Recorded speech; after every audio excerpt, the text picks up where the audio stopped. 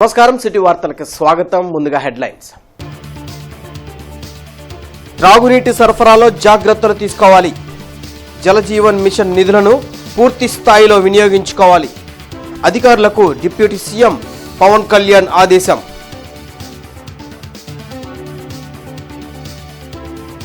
గంజాయి నిర్మూలన, మహిళల రక్షణ, పోలీసుల సంక్షేమంపై ప్రత్యేక దృష్టి పెడతాం. హోంమంత్రి అనిత వెల్లడి.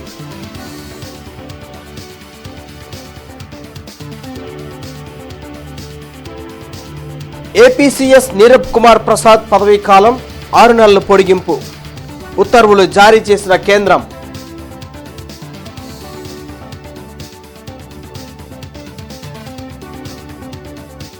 విద్యా విధానంలో కొత్త మార్పులకు మంత్రి లోకేష్ శ్రీకారం చుడతారు. స్టూడెంట్స్ కు స్కూల్ కిట్స్ పంపిణీ చేసిన ఎమ్మెల్యే నజీర్.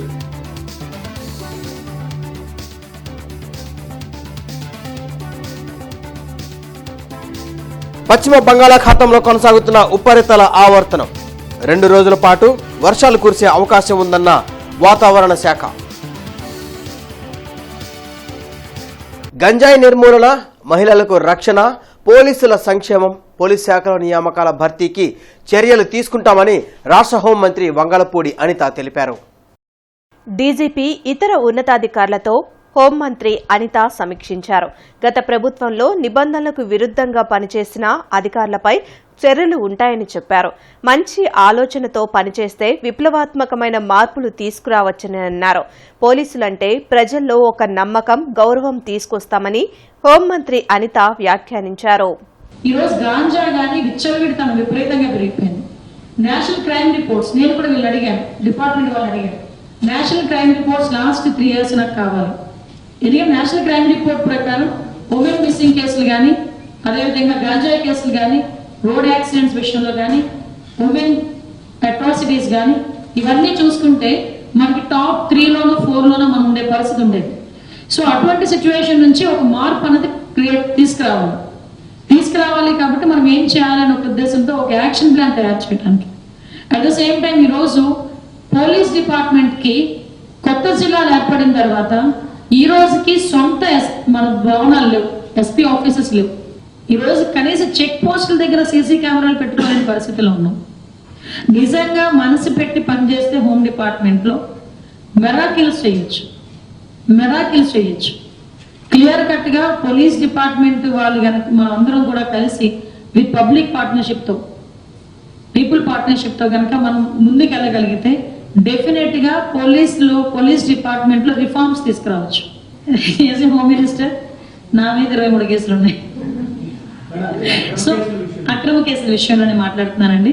అక్రమ కేసుల విషయం అంటే చాలా మంది వెంటనే కేసులో పెట్టడం కానీ, ఆ టైంలోనే ఉన్న పొలిటీషియన్స్ ప్రెజర్స్ వల్ల పోలీస్ డిపార్ట్మెంట్ వాళ్ళు కూడా వాళ్ళ మీద రౌడీ షీట్స్ ఓపెన్ చేయడం, కేసులు పెట్టడం చాలా మంది జరిగినాయి. మినిమం 10 తక్కువ లేకుండా అందరి మీద ఉన్నాయి, చాలా మంది మీద ఉన్నాయి. ఈ పోలీస్ కేసు ఎవరైతే అక్రమ కేసులు పెట్టారో ఆ అక్రమ కేసులు అన్నిటి మీద కూడా వీలైతే కమిటీ లాంటిది ఏర్పాటు చేసి మన సీఎం గారితో కూడా మాట్లాడి, పోలీస్ డిపార్ట్మెంట్ వాళ్ళతో కూడా మాట్లాడి వాటన్నిటిని ఎలాగ మనం చేయాలన్న దాని మీద కూడా దృష్టి పెడతాం. రాష్ట్రంలో డయేరియా కేసులు నమోదవుతున్న నేపథ్యంలో త్రాగునీటి సరఫరాపై ప్రత్యేక శ్రద్ధ పెట్టాలని అధికారులను డిప్యూటీ సీఎం పవన్ కళ్యాణ్ ఆదేశించారు. విజయవాడలోని క్యాంపు కార్యాలయంలో డిప్యూటీ సీఎం పవన్ కళ్యాణ్ జలవనరుల శాఖ అధికారులతో సమీక్షించారు. జలజీవన్ మిషన్ లాంటి కేంద్ర పథకాల నిధులకు సంబంధించి రాష్ట్ర ప్రభుత్వం మ్యాచింగ్ గ్రాంట్ వివరాలు ఇవ్వాలని తెలిపారు. గత ప్రభుత్వం ఈ పథకం నిధుల్ని వినియోగించుకోలేకపోయిందని డిప్యూటీ సీఎం వ్యాఖ్యానించారు. ఆంధ్రప్రదేశ్ ప్రభుత్వ ప్రధాన కార్యదర్శి నీరబ్ కుమార్ ప్రసాద్ పదవీకాలాన్ని 6 నెలలు పొడిగిస్తూ కేంద్రం నిర్ణయం తీసుకుంది. సీఎం చంద్రబాబు కోరడంతో డీఓపీటీ ఈ మేరకు ఉత్తర్వులు జారీ చేసింది. జూలై 1 నుంచి డిసెంబర్ 31 వరకు సీఎస్ పదవీకాలం పొడిగించింది. ప్రతి విద్యార్థికి మెరుగైన వైద్యాన్ని అందించడంతో పాటు నైపుణ్యాభివృద్ధికి ప్రత్యేక శిక్షణను రాష్ట్ర ప్రభుత్వం అందిస్తుందని ఎమ్మెల్యే నజీర్ అహ్మద్ అన్నారు. హిందూ హైస్కూల్లోని విద్యార్థులకు స్కూల్ కిట్స్ ను ఆయన పంపిణీ చేశారు. మంత్రి నారా లోకేష్ విద్యారంగంలో విప్లవాత్మకమైన మార్పులు తెచ్చేందుకు సిద్ధంగా ఉన్నారని, త్వరలోనే అవి అమల్లోకి వస్తాయని ఎమ్మెల్యే తెలిపారు. కార్పొరేట్ స్కూల్స్ కు ధీటుగా ప్రభుత్వ స్కూల్స్ పోటీ పడుతున్నాయని చెప్పారు. ఈరోజు ప్రభుత్వం మీరు చదువుకోవడానికి ప్రతి ఒక్క స్టూడెంట్కి కూడా ఫీజు 15,000 20,000 వాళ్ళు కడితే మీకోసం ప్రభుత్వం 35,000 ఒక్కొక్క స్టూడెంట్కి ఎక్స్పెండిచర్ పెడుతుంది. అంటే మీకోసం గవర్నమెంట్ చదువుకోవడానికి ఒక మంచి కార్యక్రమాన్ని ఈరోజు ప్రైవేట్ స్కూల్స్ కన్నా ధీటుగా గవర్నమెంట్ స్కూల్స్ డెవలప్ అవుతున్నాయి. గవర్నమెంట్ స్కూల్స్లో గతంకి ఇప్పటికి చాలా తేడా ఉంది. గతంలో ఎప్పుడు కూడా ఇటువంటి కల్చర్ లేదు. చంద్రబాబు నాయుడు గారు ఈరోజు రాష్ట్రంలో ఉన్నటువంటి స్కూల్ ఎడ్యుకేషన్ని మార్పు చేయాలన్న ఆలోచనతో గత 15 సంవత్సరాల క్రితమే యూనిఫామ్స్ అనేది తీసుకొని వచ్చారు. ఇంతకుముందు గవర్నమెంట్ స్కూల్స్లో యూనిఫామ్ కూడా ఉండేది కాదు. దాన్ని డెవలప్ చేసుకుంటూ అనేక విధాలుగా ఈరోజు యూనిఫామ్తో పాటు సాక్స్, బెల్ట్, టై, అలాగే షూస్, బుక్స్, టెక్స్ట్ బుక్స్ అన్నీ ఇస్తున్నారు. నోట్ బుక్స్ కూడా ఇస్తున్నారు. మధ్యాహ్నం మిడ్ డే స్కీమ్ పెట్టారు. ఇట్లాంటివన్నీ కూడా జరుగుతున్నాయి. కాబట్టి మీరందరూ బాగా చదువుకొని విద్యార్థులు ఉన్నత లక్ష్యాలను నిర్దేశించుకొని ముందుకు సాగాలని tobacco board executive director Addanki Sridhar Babu పేర్కొన్నారు. గురువారం స్థానిక నెహ్రూ నగర్లోని ఆక్స్ఫర్డ్ స్కూల్లో 10వ తరగతిలో అత్యుత్తమ ప్రతిభ కనపరిచిన విద్యార్థులకు ప్రోత్సాహక బహుమతులు అందజేశారు. ఈ సందర్భంగా ఆయన మాట్లాడుతూ ప్రతి విద్యార్థి టీచర్లు చెప్పే పాఠాలను శ్రద్ధగా గ్రహించడంతో పాటు సమాజంలో రోల్ మోడల్గా నిలిచే విధంగా అడుగులు వేయాల్సిన అవసరం ఎంతైనా ఉందని అన్నారు. ఈ కార్యక్రమంలో స్పందన ఇదా international foundation chairman doctor Samuel Reddy, school correspondent D Srinivas Reddy, school principal K Sujatha, ఉపాధ్యాయులు, విద్యార్థులు పాల్గొన్నారు. విద్యార్థి దశ ఉంటుంది. ఈ 20-23 సంవత్సరాలలో ఏదైనా ఇంపార్టెంట్ దశ ఉంది అని అంటే 3 సంవత్సరాలు, ఓన్లీ 3 years. ఈ 3 years గనక మిగతా ఈ 3 years గనక చాలా జాగ్రత్తగా విద్యార్థి అంటే విద్యని ఆర్జించేవాడు, విద్యని అర్థించేవాడు, విద్యని నిలబెట్టుకునేవాడు, విద్యని కావాలని కోరుకునేవాడు. విద్యార్థి దశలో ఈ 3 సంవత్సరాలు గనక మీరు విద్యార్థులు అంటే the students who are in front of me గౌరవించేవారుగా ఉన్నప్పుడు వారు ఖచ్చితంగా వారి లక్ష్యాన్ని చేరే వారిలో గట్టిగా ముందుంటారట. అంటే నాకున్న చిన్నపాటి ఎక్స్పీరియన్స్ తెలియజేస్తూ పిల్లలు నాకు చిన్న సూచన, నేను కాలేజీలో వెళ్ళగలుగుతున్నాను, ఇంటర్మీడియట్లో వెళ్ళగలుగుతాను. ఇంటర్మీడియట్ అంటే టర్న్ అయ్యేటువంటి ఇంటర్మీడియట్ అంటే మన జీవితం టర్న్ అయ్యేటువంటి మంచి వైపు చదివే గుర్తుపెట్టుకోండి. నెక్స్ట్ 5 years మీరు ఎవరైతే ఈ లక్ష్యాల వైపు మనసు పెడతారో ఎటువంటి చిన్న వాటి చరించకుండా విభిన్న ప్రతిభావంతులైన అందులకు బ్రెయిలీ లిపిలో పాఠ్య పుస్తకాలను రాష్ట్ర ప్రభుత్వం ముద్రించి ఇవ్వాలని ఏఐఎస్ఎఫ్ డిమాండ్ చేసింది. హిమనీ సెంటర్లోని మహాత్మాగాంధీ విగ్రహం వద్ద ఈ మేరకు ధర్నా నిర్వహించారు. కేంద్రం ఇచ్చిన నిధులను గత ప్రభుత్వం దారి మళ్లించిందని ఆరోపించారు. బృందావన్ గార్డెన్స్లోని బ్రెయిలీ ప్రెస్లో ప్రింటింగ్ చేయకుండా నిధులు దుర్వినియోగంకు అక్కడ ఉన్నతాధికారులు పాల్పడుతున్నారని ఏఎస్ఎఫ్ నేత బందెల నాసర్జీ ఆరోపించారు. తక్షణమే రాష్ట్ర ప్రభుత్వం చర్యలు తీసుకుని బ్రెయిలీ లిపిలో పుస్తకాలను ప్రింట్ చేయాలని కోరారు. బ్రెయిలీ ప్రెస్లో ఈరోజు రాష్ట్ర వ్యాప్తంగా అందరు విద్యార్థులకి, పూర్తిగా బ్లైండ్ స్టూడెంట్స్కి 1 నుంచి 10వ తరగతి వరకు పుస్తకాలను ముద్రించండి అని చెప్పని కేంద్ర ప్రభుత్వం ఇచ్చింది. ఆ రోజు బిల్డింగ్ లేకపోతే బృందావన్ గార్డెన్స్ 4వ లైన్లో 2017లో ముఖ్యమంత్రి ఉన్నటువంటి నారా చంద్రబాబు నాయుడు గారు 35 లక్షల రూపాయలు కేటాయించి బిల్డింగ్ కూడా కట్టించారు. కానీ అక్కడ ఉన్నటువంటి ఎండి కుమార్ రాజా ఈరోజు అందుల సొమ్ము దోచుకోవడానికి ఈరోజు అవినీతి పడతా ఉన్నాడు. ఈరోజు మేము ఏఎస్ఎఫ్కి అడుగుతూ ఉన్నాం. ఈరోజు అక్షరాన్ని ఆయుధం నమ్మి ఈరోజు చీకట్లో నుంచి వెళుతూ రావాలంటే, మాకు ఉద్యోగాలు పొందాలంటే చదువు ఆయుధం అని చెప్పి నమ్మేటువంటి ఈ విద్యార్థులని ఈరోజు ఆ సొమ్ము తినడానికి సిగ్గు లేదా అని చెప్పని ఎండి కుమార్ రాజాని ఏఐఎస్ఎఫ్ రాష్ట్ర సమితిగా మేము ప్రశ్నిస్తా ఉన్నాం. పేరుకే బ్రెయిలీ ప్రెస్ కానీ వాళ్ళ సొంత ప్రయోజనాల కోసం ఉపయోగించుకుంటున్నారు. కనీసం మా బ్లైండ్స్కి బుక్స్ అందించడానికి కూడా చాలా దృష్టి లోపడింది. ఎండి కుమార్ రాజు అంతా అవినీతి కోరాడంటే మా వికలాంగుల సొమ్ము మొత్తం దోసుకొని వాళ్ళకి నచ్చిన వాళ్ళకి పెట్టుకొని కనీసం అందులో జాబులు చేయడానికి కూడా 4 మారారు. అక్కడ వికలాంగులు ఎవరు కూడా చేయడానికి లేకుండా అక్కడ ఉన్న వాళ్ళ సొంత వాళ్ళకి పెట్టుకొని ఆరికనే ఒక ఆమెను పెట్టుకొని అక్కడే ఆమె ఆఫీసర్ లాగా ఆయనకు ఆమె తొత్తు పలుకుతూ వాళ్ళిద్దరు కలిపి మా సొమ్ముని ఎంతో దోశారు. కనీసం మా వాళ్ళు పోతే అక్కడికి కేసులు పెట్టడం, వాళ్ళని హింసించడం, హాస్టల్ వాటిని కూడా మెమో ఇప్పించారు ఏడీ గారి చేత. ఏపీ మెడికల్ ఎంప్లాయీస్ యూనియన్ 18వ రాష్ట్ర మహాసభ గుంటూరులో జరిగింది. జీజీహెచ్లోని నాట్కో హాల్లో నిర్వహించిన ఈ మహాసభలో ఏఐటీయూసీ రాష్ట్ర నాయకులు బాలయ్య, ఓబులేసు, రవీంద్రనాథ్, రాధాకృష్ణమూర్తి, జంగాల అజయ్ కుమార్ ఇతర నాయకులు పాల్గొన్నారు. మెడికల్ ఉద్యోగులు ఎదుర్కొంటున్న సమస్యలపై చర్చించి పలు తీర్మానాలు చేశారు. కార్మిక వ్యతిరేక విధానాలను ఏ ప్రభుత్వం అనుసరించినా పోరాటం తప్పదని నేతలు హెచ్చరించారు. వైద్య రంగం అనేటటువంటిది పర్మనెంట్ గా ఆరోగ్య విషయాలు చూడాల్సినటువంటి బాధ్యత ప్రభుత్వం పైన ఉంది కాబట్టి దీని పర్మనెంట్ సెక్టార్ ఏర్పాటు చేయాలి, పర్మనెంట్ ఎంప్లాయీస్ని ఏర్పాటు చేయాలి, ఆసుపత్రులు ఏర్పాటు చేయాలి, సౌకర్యాలు ఏర్పాటు చేయాలి, ప్రమోషన్లు ఇవ్వాలి, కాంట్రాక్ట్ బేస్ని రద్దు చేయాలి. ఇవన్నీ కూడా చేయాలని గత 3-4 సంవత్సరాల నుంచి పోరాటం చేశాం. కొత్త ప్రభుత్వం అయినా వచ్చినటువంటి కొత్త ప్రభుత్వం అయినా వీటన్నిటిపైన దృష్టి పెట్టి భవిష్యత్తులో ఎలాంటి ఇబ్బందులు లేకుండా చేయాలనేటటువంటి భావన మా ఆంధ్రప్రదేశ్ మెడికల్ ఎంప్లాయీస్ యూనియన్ కోరుకుంటా ఉంది. ఈ మహాసభలో అలాంటి తీర్మానాలు చేసి రాష్ట్ర ప్రభుత్వానికి ముందుగా డిమాండ్స్ పత్రాలు ఇచ్చి తర్వాత పరిష్కారం చేయకపోతే పోరాట కార్యాచరణ కూడా రూపొందించారు. ఈ మహాసభల్లో వైద్య ఉద్యోగులు ఎదుర్కొంటున్న సమస్యలు, వైద్య రంగంలో కాంట్రాక్ట్ ఉద్యోగుల్ని రెగ్యులర్ చేస్తారని చెప్పి పూర్తి స్థాయిలో చేయకుండా కొంతమందిని మాత్రమే చేశారు. ఏపీ వైద్య విధాన పరిషత్లో పూర్తిగా చేయకుండా మిగతా డిఎంఈ, డిహెచ్, ఈఎస్ఐ హాస్పిటల్లో మాత్రమే రెగ్యులరైజ్ చేశారు. వైద్య విధాన పరిషత్లో కూడా పూర్తి స్థాయిలో అందరినీ రెగ్యులర్ చేయాలని చెప్పని, కాంట్రాక్ట్ అవుట్సోర్సింగ్ ఉద్యోగులకి కనీస వేతనాలు చెల్లించాలని చెప్పని, కాంట్రాక్ట్ వాళ్ళకి 100% మూల వేతనం, బేసిక్, డిఏ కలిపి ఇవ్వాలని చెప్పని, వైద్య ఉద్యోగులకి అలవెన్సులు, నిలిపేసిన అలవెన్సులు ఇవ్వాలి. మహిళా ఉద్యోగులకు, వైద్య శాఖలో పనిచేసే మహిళా ఉద్యోగులకి 5 రోజులు స్పెషల్ క్యాజువల్ లీవ్ మంజూరు చేయాలి. వెనుకొండ సమీపంలో కొత్తపాలెం వద్ద ఘోర రోడ్డు ప్రమాదం జరిగింది. ఇన్నోవా కారు అదుపు తప్పి చెట్టును ఢీకొంది. ఈ ప్రమాదంలో గుంటూరులోని లక్ష్మీపురంకు చెందిన బాలగంగాధర్ శర్మ, యశోదతో పాటు కార్ డ్రైవర్ మృతి చెందగా మరో 4 తీవ్రంగా గాయపడ్డారు. బళ్ళారి నుంచి గుంటూరు వస్తుండగా ఈ ప్రమాదం జరిగింది. కేసు నమోదు చేసిన పోలీసులు దర్యాప్తును ప్రారంభించారు.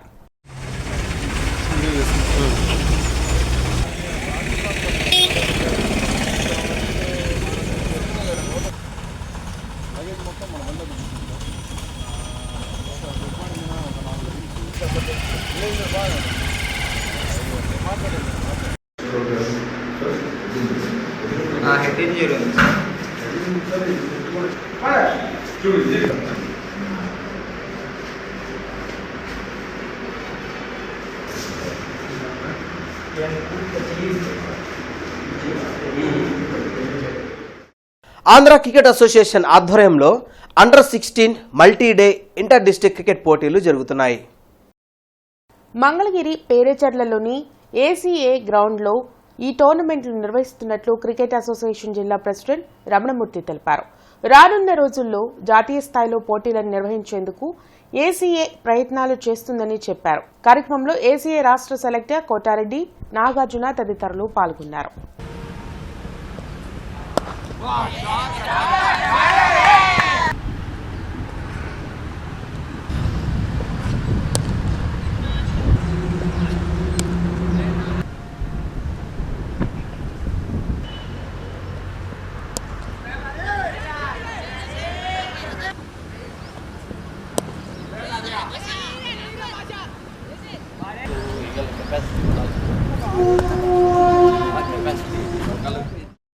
ఆంధ్ర క్రికెట్ అసోసియేషన్ వారి సౌజన్యంతో అండర్-16 బాయ్స్ ఇంటర్ డిస్ట్రిక్ట్ టోర్నమెంటు మన గుంటూరు, నరసరావుపేట, మంగళగిరిలో 7 టీములు పార్టిసిపేట్ చేస్తున్నాయి.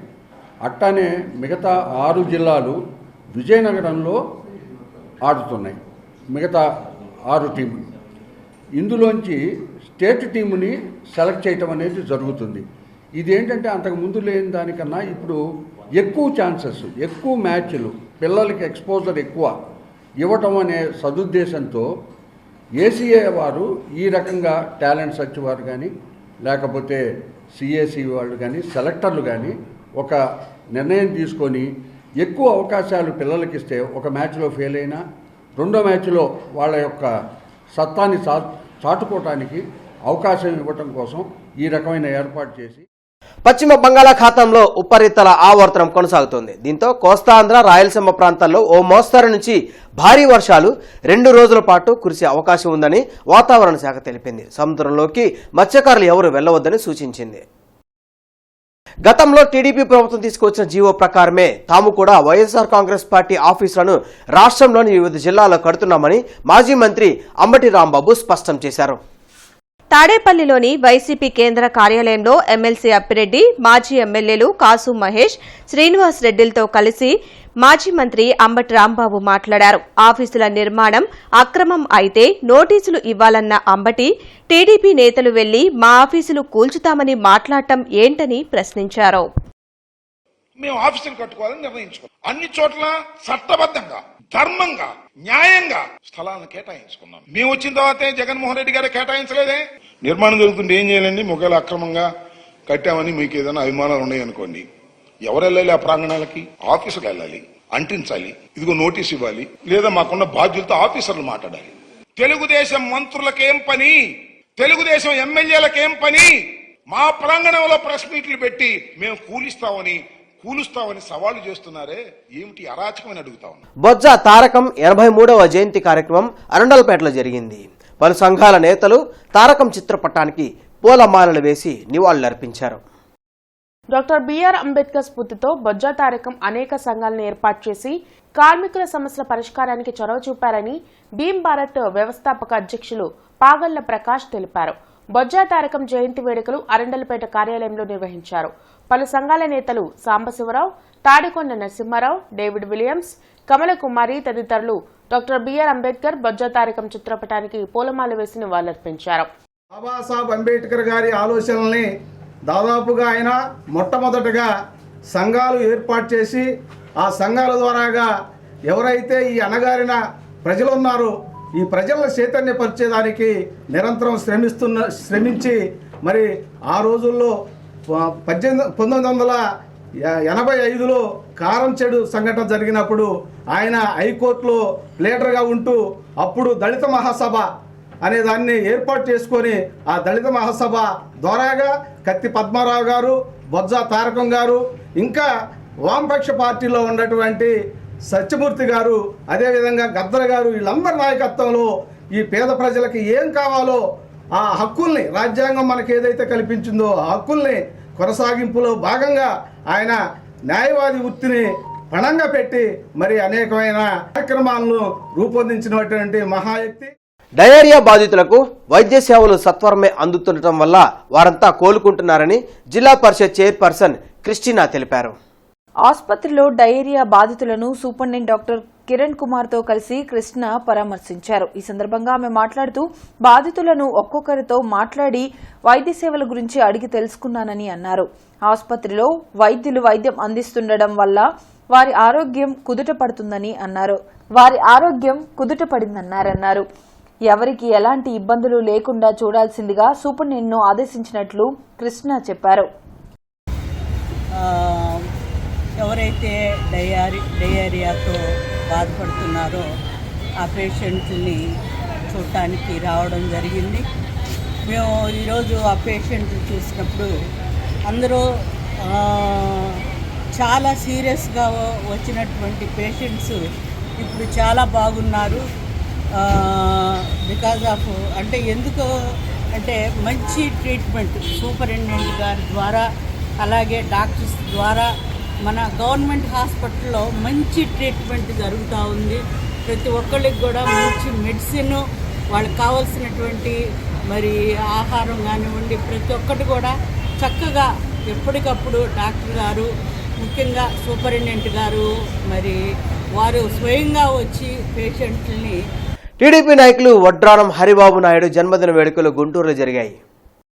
గంటా మౌలిక ఆధ్వర్యంలో నిర్వహించిన ఈ సంబరాల్లో మలిశెట్టి కోటేశ్వరరావు ఇతర నాయకులు పాల్గొన్నారు. గత 5 ఏళ్లుగా కుంటుపడిన రాష్ట్రాభివృద్ధి చంద్రబాబు పాలనలో పరుగులు పెడుతుందని నేతలు తెలిపారు.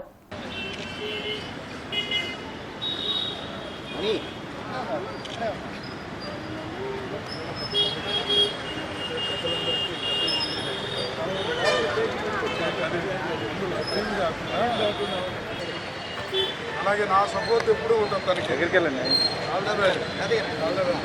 దగ్గరికి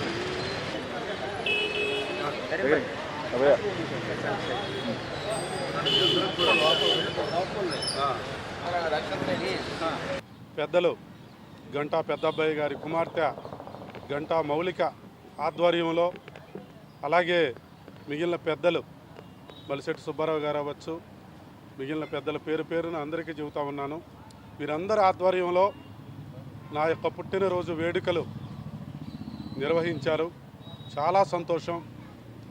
ఇవాళ ఈ జన్మదినం సందర్భంగా నేను చెప్పేది ఏంటంటే 5 సంవత్సరాల నుంచి మన రాష్ట్రం ఆర్థికంగా, అభివృద్ధి పరంగా, మౌలిక సదుపాయాలు అన్నీ మనము నష్టపోయాము, అతపాతాళానికి వెళ్ళిపోయాము. ఇవాళ ప్రజా తీర్పు అన్నట్లుగా ప్రజలందరూ ఈ యొక్క దుర్మార్గుడైనటువంటి జగన్మోహన్ రెడ్డిని ఇంటికి పంపించేశారు. ఏ ఇంటికో కూడా తెలియదు. అతనికి చాలా ప్యాలెస్లు ఉన్నాయి. ప్రజల డబ్బుతో రకరకాల ప్రదేశాల్లో సంబరాల్లో భాగంగా ఈరోజు మన 23వ వార్డు రాములవారి గుడి దగ్గర కేక్ కటింగ్ కార్యక్రమం అనేది పెట్టుకున్నాము. ఈరోజు ఎలాగైతే జన్మదిన వేడుకలు జరుగుతున్నాయో, ఎప్పుడైతే మన ప్రభుత్వం వచ్చిందో అప్పటి నుంచి కూడా రోజు కూడా ప్రతి ఒక్కళ్ళు కూడా వేడుకలు చేసుకుంటున్నారు. ఈ వేడుకలతో పాటు మన అభివృద్ధి కూడా రోజు రోజుకి పెరుగుతూ వస్తుంది. సో ఇంకా కొత్త ఆంధ్రప్రదేశ్, కొత్త రంగులు దిద్దుకున్న, నవ్వులతో నిండి ఉన్న ఆంధ్రప్రదేశ్ని మనం ముందు రోజుల్లో చూడబోతున్నాము. ఈ 5 సంవత్సరాలు కూడా ప్రజలందరూ కూడా చాలా సంయమనం పాటించారు. సో వాళ్ళ ఓర్పుకి తగిన ఫలితం అనేది ఇప్పుడు మనం చూస్తున్నాము. ఇంకా రానున్న రోజుల్లో చూడబోతున్నాము. ఇన్ని రోజులు చాలా ఓర్పుగా ఉన్న ప్రతి ఒక్కరికి కూడా ధన్యవాదాలు. ఇక నుంచి రాబోతుంది మన కాలం. వార్తలు ఇంతటితో సమాప్తం. నమస్కారం.